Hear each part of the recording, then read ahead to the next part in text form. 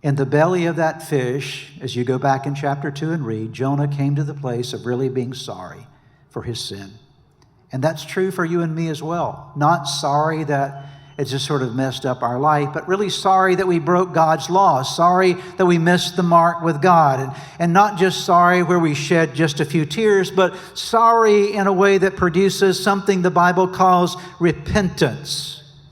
And that's what real sorrow is. It brings about a change in your thinking. The Greek word for repentance is the word metanoia, and it means to change your thinking in a way that changes your attitudes and your behavior. And so God says, are you really sorry for the fact that you've gone your own way? Because God can do a lot of stuff with people who are sorry for their sins.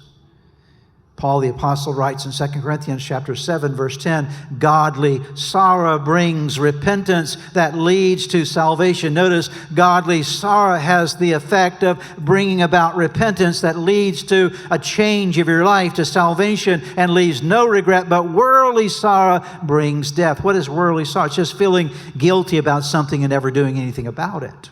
Worldly sorrow. Please listen today. Guilt never changes anybody. Have you ever changed someone by guilting them? No. Shame never changes anyone. Guilt and shame are useful only in this sense.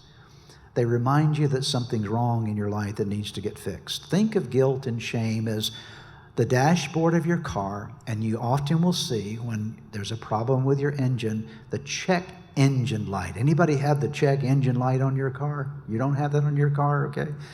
It's a little thing that pops up, or you have something that tells you there's a problem with your car. There's this little message that's given to you there.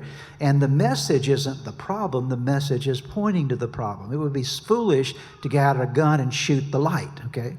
Because the light's not the problem. The light's telling you your engine is the problem. And guilt is that same thing. Guilt is that flashing light on the dashboard of your car telling you problem, problem, problem. And many times we try to attack the guilt and get rid of the guilt and push the guilt and the shame away. Or we try to heap on guilt or shame onto somebody's life thinking that's going to change him. No, that never changes anyone. What changes someone is really deep sorrow for having broken God's law and broken God's will, and it produces repentance that changes everything.